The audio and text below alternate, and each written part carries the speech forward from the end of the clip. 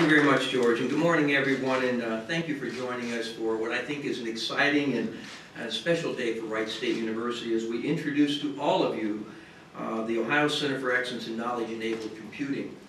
It's certainly an honor to have the Chancellor with us today, Chancellor Fingerhut, and all of our special guests that some were introduced already.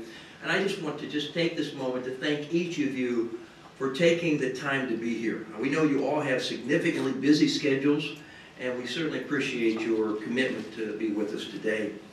When this academic year started, we declared at Wright State University this would be the year of innovation, a year in which we would, throughout the campus, talk about the conceptual framework of innovation and work very hard to increase our culture of innovation throughout the campus.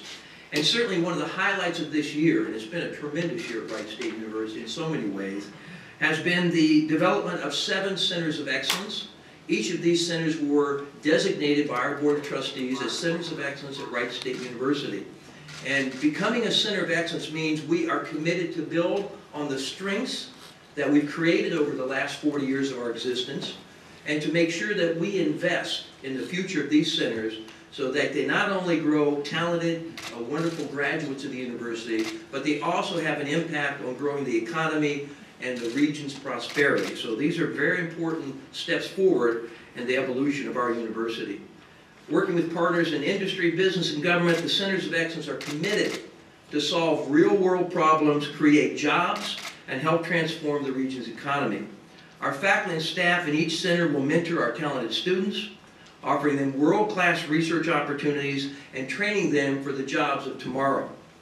The Center of Excellence will continue the legacy of Ohio's third frontier, and I'm so proud today as we unveil this center to help you understand that this center is the direct result of a major investment by the third frontier in 2007.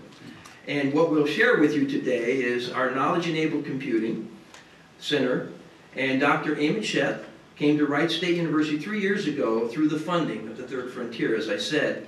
After joining Wright State, Dr. Sheth created Kno.e.sis, one of the world's largest academic research groups in semantic web. And I think what this is a wonderful example of in the third frontier, and as many of you know, we have a chance to renew the third frontier commitment on the May 4th ballot. And I just want you to understand, if you haven't heard this already, the Chancellor I know will reiterate this. This has been a tremendous success story for the state of Ohio. Tremendous. We can identify and document more than 40-some thousand jobs that have been created by the third frontier. But I want you to see today, and part of today, and what we're showing you today, is to show you the future possibilities. We've had great success, but what's on the horizon with this Center of Excellence and many more are wonderful opportunities to grow even more jobs than we did the first round. So I really encourage you, as you go forth and go into the election on May 4th, to renew the Ohio Third Frontier program. It's vital to the connection between higher education and business and industry, because that's the true partnership that's going to make a difference in the next decade for Ohio. And it's bringing that together, which is the purpose and the total purpose of the Third Frontier funding. And so let me get on with the purpose of today, because I've done my public announcement there. Didn't I do that well? But let me get on with the academic part of this today.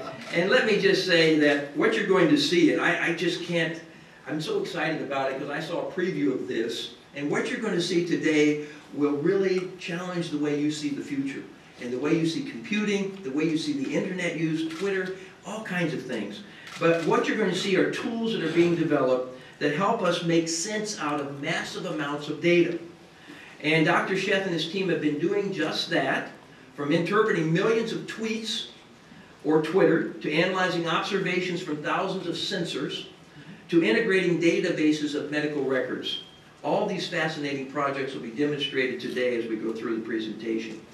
Before I get started with this, and we get started with this, let me just mention the other centers of excellence at Wright State. And as I indicated, there are 7, and 4 have already been designated by the Governor and the Chancellor. We hope to hear many more, a few more, in the next few months, Chancellor Fingerhut.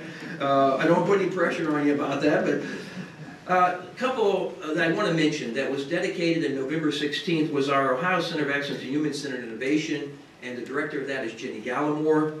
Our Collaborative Education, Leadership, and Innovation in the Arts, which we had a grand celebration Saturday night which is our Arts Gala, which we've raised more than $1 million in scholarship for our students. We were so proud that Governor Ted Strickland was with us Saturday night, and he spent 3 hours at our Arts Gala, and all through the night he kept saying, I am so impressed by these students.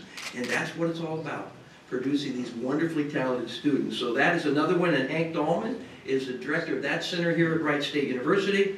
The Center of Excellence in Micro-Air Vehicle Research, George Wong.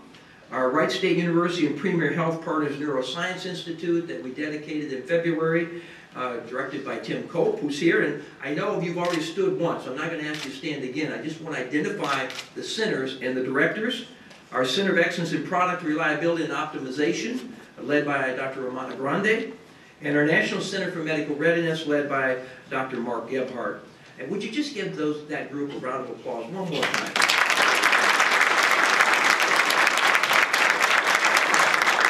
I want to identify two other individuals who have been so instrumental in helping us strategically move into the future at this university. And I just can't, I get so excited when we share it today with people because I really am confident the best is yet to come.